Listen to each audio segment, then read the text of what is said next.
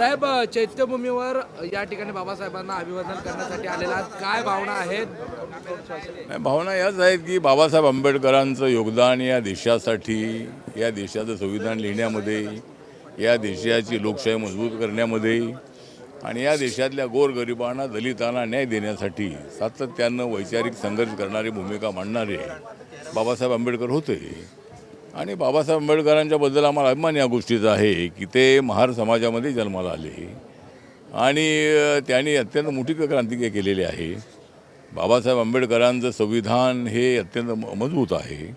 आपल्या देशाचा नेपाळ होऊ शकत नाही, श्रीलंका होऊ शकत नाही, बांगलादेश होऊ शकत नाही.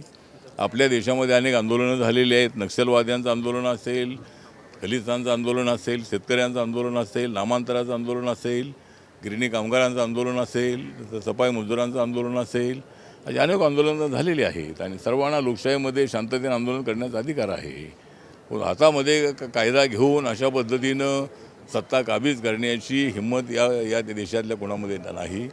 कारण या देशाचं संविधान जेवढं मजबूत आहे की संविधानामुळं एकदा भारताचे 2 तुकडे झालेले आहेत, पण आता या देशाचे तुकडे आम्ही अजिबात होऊ देणार नाही. वेळ प्रसंगी आमच्या अंगाचे तुकडे झाले चालतील, पण या देशाचे तुकडे आम्ही होऊ देणार नाही. आणि बाबासाहेब आंबेडकरांची अखंड भारताची संकल्पना होती, त्या पद्धतीनं आम्ही पुढं जात आहोत. नरेंद्र मोदींच्या नेतृत्वाखाली लोकशाही, त्यानंतर संविधान मजबूत करण्याचा आमचा प्रयत्न आहे आणि त्यासाठीच आम्ही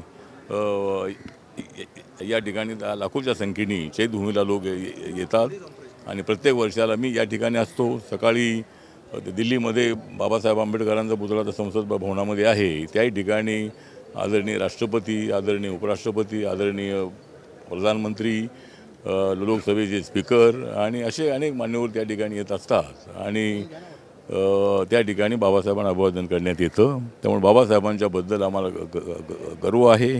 कारण बाबासाहेब आंबेडकर दलितांचे तर नेते होते, पण ते या देशाचे नेते होते. आणि आज जर संविधानाचं नाव काढलं की बाबासाहेब आंबेडकरांचं नाव तोंडामध्ये आल्याशिवाय राहत नाही. कारण बाबासाहेबांचं संविधानामध्ये मोठं योगदान आहे आणि म्हणून हा देश अत्यंत सुरक्षित आहे आणि आम्ही सर्वजण बाबासाहेब आंबेडकरांचे अनुयायी आहोत. बाबासाहेबांनी च्या विचाराचा जो रिपब्लिकन पक्ष आहे तो देशभरामध्ये मजबूत करण्याचा प्रयत्न माझा सुरू आहे आणि बाबासाहेबांचं स्वप्न साकार करण्यासाठी वाटेत किंमत मोजायची आमची तयारी आहे. साहेब, एकीकडे या ठिकाणी आंदोलन, या ठिकाणी चैत्यभूमीवर लाखोच्या संख्येने अनुयायी येत आहेत, मात्र दुसरीकडे सायनला त्या ठिकाणी रिक्षा अडवल्या होत्या म्हणून आंदोलन मोठ्या प्रमाणात सुरू आहे आणि संपूर्ण मुंबई उपनगरापासून वाहतूक ठप्प झालेली आहे. कारण त्या ठिकाणी रिक्षा ज्या आहेत त्या चैत्यभूमीवर येऊ दिल्या जात नव्हत्या पोलिसांकडून, म्हणून हे आंदोलन करण्यात आले. रास्ता रोको 1.5 तासापासून सुरू आहे. मला असं वाटतं की आजचा दिवस आहे हा रिक्षा अडवण्याचा नाही आहे. रिक्षा चालवणारे लोक गोरगरीब आहेत, ते काय फार मोठे श्रीमंत नाही आहेत. त्यामुळं त्यांना अभिमान आहे की बाबासाहेब आंबेडकर यांना अभिवादन करण्यासाठी आपण आपल्या रिक्षाने जावं. त्यामुळं सायनपासून त्या रिक्षा अडवलेल्या आहेत. कारण आता सायनपासून पुढे रिक्षा येत नाही आहेत. पण मग मला वाटतं की आजच्या दिवसापुरती सूट द्यायला हरकत नाही आहे. तर याच वर्षी हा प्रश्न आमच्या समोर आलेला आहे. त्यामुळं तशा नियमाप्रमाणे रिक्षा सायनच्या पुढे येत नाही आहे, तिथून टॅक्सी येते. त्यामुळं पोलिसांनी ते नियमाप्रमाणे त्या गाड्या अडवल्या असतील. पण मला असं वाटतं की राज्य सरकारने ज्या पद्धतीनं ट्रेन या ठिकाणी सोडलेली आहे, बसेस सोडलेल्या आहेत, त्या पद्धतीनं रिक्षांना आजच्या दिवशी मला वाटतं की झेंडा लावून आलेली जी रिक्षा असेल त्याला परवानगी द्यायला काही हरकत नाही. नक्की मी त्यासाठी प्रयत्न करेन आणि माझ्या समोर हा जो प्रश्न आहे तो पहिल्यांदाच आलेला आहे. तर त्यामुळं पुढच्या वेळेला मात्र असं होऊ नये याची नक्की काळजी घेण्यात येईल. अनुयायांना काय आव्हान कराल? कारण 1.5 तासापासून मुंबई ठप्प झालेली आहे तिथून. आता अनुयायांना आव्हान आहे की आता पोलिसांची अडचण आहे. कारण पुढे रिक्षाच आपल्याला येत नाही आहे. त्यामुळं जोपर्यंत ट्रान्सपोर्ट डिपार्टमेंट किंवा जे ट्रॅफिक पोलीस आहे त्यांना वरून आदेश येत नाही आहे तोपर्यंत त्यांची अडचण आहे. रिक्षा पुढं आल्या तर त्यांच्यावर ॲक्शन होईल. त्यामुळे मी आत्ताच आपण लक्षात आणलेलं आहे. मी नक्की मुंबई पोलीस आयुक्त जे आहेत ते त्यांच्याशी बोलेन आणि जे आंदोलन चालू आहे ते आंदोलन त्या ठिकाणी थांबवण्याचा नक्की प्रयत्न करेन आणि जे काही ट्रॅफिक जाम झालेलं आहे लोकांनाही त्रास होऊ नये अशी आपली भूमिका आहे. साहेब, तुम्ही आत्ताच म्हणले की देश सुरक्षित आहे, पण परकीयांपेक्षा स्वकीयांपासून धोके वाढल्यात का? कारण प्रत्येक गावागावात आज दलित अत्याचार वाढताना दिसत आहे.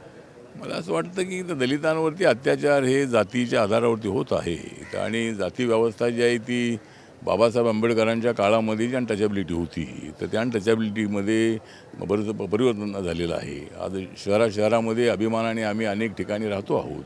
जरी आम्ही झोपडपट्टीत राहत असलो, कोणी बिल्डिंगमध्ये राहतं आहे, कोणी बंगल्यामध्ये राहतं आहे, अशा पद्धतीनं दलित समाजामध्ये चांगली प्रगती होत आहे. परंतु आज एक खेड्यामध्ये काही ठिकाणी अत्याचार होत आहे. ही बाब तेवढी चांगली नाही. संविधानाचे आर्टिकल 17 प्रमाणे जातीव्यवस्था संपवण्यात आलेली आहे. तरीसुद्धा या ठिकाणी तहसीलदारांमध्ये अत्याचार होतात आणि त्यासाठी ॲट्रॉसिटी ॲक्ट 1989 बनवण्यात आलेला आहे. त्यानंतर माननीय नरेंद्र मोदींचं सरकार आल्यानंतर त्यामध्ये अमेंडमेंट करण्यात आलेली आहे. त्यामुळे जे अत्याचार करतील त्यांना त्यांच्यावर ॲट्रॉसिटी ॲक्ट लावण्यात येतो. पण मला असं वाटतं की सगळ्या माझ्या सवर्णांना माझं आव्हान आहे की आज सर्व जाती धर्माच्या लोकांना आरक्षण मिळतं आहे. म्हणजे SCला, STला, OBCला आणि नरेंद्र मोदी सरकारने इकॉनॉमिक विकर सेक्शनला 10% आरक्षण दिलेलं आहे आणि मुस्लिम समाजाला OBCमध्ये 80% मुस्लिमांना आरक्षण मिळतं आहे आणि 10%मध्ये जे इतर जे मुस्लिम राहिलेले आहे, जे ख्रिश्चन आहेत, हिंदू आहेत, बौद्ध आहेत, त्यानंतर जैन आहेत, ते ज्यांचं उत्पादन 8 लाखाच्या आतमध्ये आहे, अशा कुटुंबातल्या मुलामुलींना शिक्षणामध्ये नोकऱ्यामध्ये आरक्षण मिळतं आहे. त्यामुळं आमच्या सरकारने सरकारने जो निर्णय घेतलेला आहे तो सर्व जाती धर्माच्या लोकांना सामाजिक आणि आर्थिक न्याय मिळाला पाहिजे अशी आमची भूमिका आहे आणि त्यामुळं सर्व जाती धर्मांच्या लोकांना न्याय देणारं संविधान आहे. त्यामुळं त्या दृष्टिकोनातून आमचं सरकार जे आहे ते सबका विकासाचा प्रयत्न करत आहे आणि सर्वांना न्याय मिळाला पाहिजे ही आमची भूमिका आहे. हिंदू मित्र स्मारक जे आहे ते पुढच्या महापरिनिर्वाण दिनापर्यंत तयार होईल असं मुख्यमंत्री आज म्हणालेले आहेत. काम थोडंसं बाकी आहे पण पुढच्या महापरिनिर्वाणपर्यंत ते पूर्ण मला वाटतं की माननीय मुख्यमंत्र्यांनी जे सांगितलं आहे त्याप्रमाणे जे शापूरजी पालनजींना हे काम देण्यात आलेलं आहे. MMRDच्या पैशातून हे सगळं स्मारक होतं आहे. जवळजवळ 1200, 1300, 1400, 1500 जेवढा खर्च येईल तेवढा कोटी रुपयेचा खर्च जो आहे तो या स्मारकासाठी होणार आहे आणि जगामधल्या अनेक स्मारकांमधलं अत्यंत उत्कृष्ट स्मारक हे होणार आहे आणि जवळजवळ 90-95% जे काम आहे ते शापूरजी पालनजी यांचं जे ग्राउंडचं काम झालेलं आहे. फक्त पुतळ्याच्या कामाला थोडासा वेळ लागतो आहे कारण काही टेक्निकल अडचणीमुळं राम सुतार यांना ऑर्डर देण्यामुळे थोडा उशीर लागला आणि त्यामुळं ते जे काम आहे ते अत्यंत उत्कृष्ट झालं पाहिजे. म्हणून त्या ठिकाणी राम सुतार यांचे चिरंजीव अनिल सुतार आहेत ते कालच मला दिल्लीमध्ये भेटले आणि त्यांनी सांगितलेलं आहे की लवकरात लवकर पुतळा आमचा करण्याचा प्रयत्न आहे. मला फक्त वेळेवर पैसे मिळाले पाहिजेत. त्या दृष्टिकोनातून मी MMRDशी बोलणार आहे, त्यानंतर शापूरजी पालनजी यांना बोलणार आहे आणि लवकरात लवकर जो पुतळा आहे हा पुतळा जवळजवळ 350 फुटाचा पुतळा आणि फाउंडेशन 100 फुटाचं असा 450 फुटाचा भव्य पुतळा इथं उभा राहणार आहे. या पुतळ्याची उंची अमेरिकेमध्ये न्यूयॉर्कमध्ये स्टॅच्यू ऑफ लिबर्टी आहे त्याच्यापेक्षा जास्त उंच पुतळा राहणार आहे आणि भारतामध्ये जे अनेक पुतळे आहे त्याच्यामध्ये सरदार वल्लभभाई पटेल यांचा पुतळा सर्वात उंच आहे. त्यानंतर बाबासाहेब आंबेडकरांच्या पुतळ्याची उंची नंबर 2चा नंबर लागतो आहे. त्यामुळे पुतळ्याच्या उंचीचा विषय तर नाही आहे परंतु एवढा मोठा जो पुतळा आहे हा चैत्यभूमीच्या बाजूला त्या ठिकाणी होणार आहे. लवकरच आमची मागणी अशी आहे की चैत्यभूमीचा जो स्तूप आहे त्या ठिकाणी बाबासाहेबांची अस्थी आहे ते आमच्यासाठी अत्यंत ते वास्तू आमच्यासाठी अभिमानाची आहे आणि त्याचं संरक्षण चांगल्या पद्धतीने होणं अत्यंत आवश्यक आहे. त्यामुळं तो जो स्तूप आहे त्या स्तूपाला अनेक वर्ष झालेली आहे. त्यामुळं त्या ठिकाणी भव्य दिव्य असा एक स्तूप उभा राहावा. त्यानंतर त्या ठिकाणी एखादी मार्गे चांगली बिल्डिंग उभी राहावी, त्याच्यामध्ये काही विकून निवास असावं, एखादा हॉल असावा, लायब्ररी असावी. हिंदू मिलचं काम तर वेगळं आहे. तर आमची सूचना अशी आहे की त्या लवकरात लवकर हे जे काम आहे ते महानगरपालिकेकडे पैसे पडून आहे त्याने लवकरात लवकर आंबेडकर फॅमिलीशी बोलून हे जे चैत्यभूमीचं काम आहे ते सुरू करावं अशा पद्धतीची आमची मागणी आहे. त्यानंतर मी मध्यंतरी हा प्रयत्न केला होता की जो सेल्फी पॉईंट आहे तर सेल्फी पॉईंटला ज्या पद्धतीनं समुद्रापर्यंत गेलेला आहे त्याच्या समांतर अशा पद्धतीची भिंत उभी करावी आणि मग चैत्यभूमीच्या स्तूपाच्या आकाराचा तो आकार मोठा असणार आहे आणि म्हणून ते 20-25 फूट जे आहे ते वाढवून आम्हाला मिळावेत. त्यासाठी मी ते दिल्लीला बैठक घेतलेली आहे, मुंबईमध्ये बैठक घेतलेली आहे आणि त्याला ग्रीन सिग्नल मिळालेला आहे. त्यामुळे लवकरात लवकर ते काम सुरू करावं अशा पद्धतीची आपली मागणी आहे. अनिल सुतार यांनी अनेकांकडे ही खंत व्यक्त केली की पैसे वेळेत मिळत नाहीयेत, तर नाही तुमच्याकडे देखील ही खंत व्यक्त केली. नाही तर त्याच्यामध्ये अडचण ही आहे की डिपार्टमेंटचं शापूरजी पालन यांचं म्हणणं असं आहे की काम केल्यानंतर पैसे मिळतात. म्हणजे किती काम केलेलं आहे ते काम केल्याच्या संबंधातली माहिती किंवा किती खर्च झालेला आहे ती माहिती आली की आम्ही पैसे मंजूर करतो. पण राम सुतार यांचं म्हणणं असं आहे की त्यांनी 9 कोटी रुपये बँकेकडं त्यांनी मागितलेले होते आणि तेवढे तरी मला मिळावेत असं त्यांनी सांगितलेलं आहे आणि त्या पद्धतीने मी अधिकाऱ्यांना बोललेलो आहे. त्यामुळे ते पैसे जर त्यांना लवकर मिळाले तर कामाला गती अजून येणार आहे. त्यामुळे हा जो पुतळा आहे तो लवकरात लवकर पूर्ण व्हावा आणि माननीय मुख्यमंत्र्यांनी एक नवीन समिती नेमलेली आहे. पुतळ्यामध्ये कसली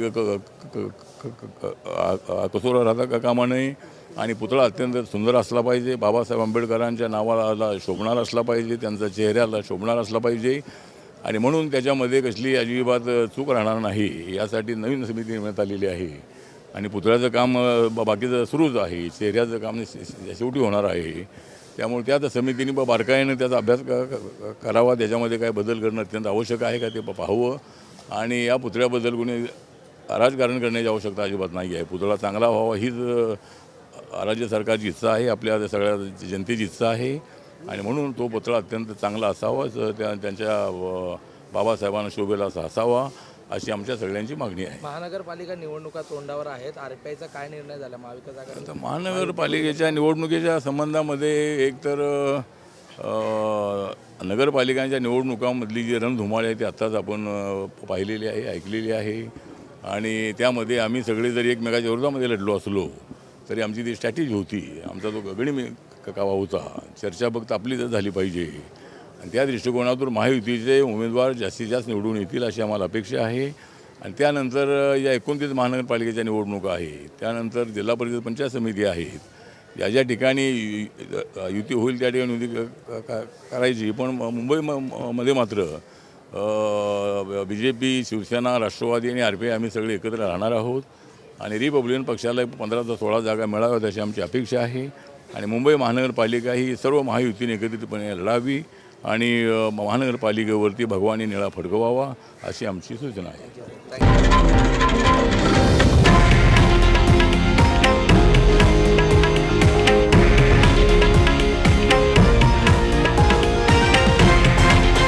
हे आहे देशातील नंबर 1 न्यूज नेटवर्क आणि आपण पाहत आहात TV9 मराठी, एकमेव.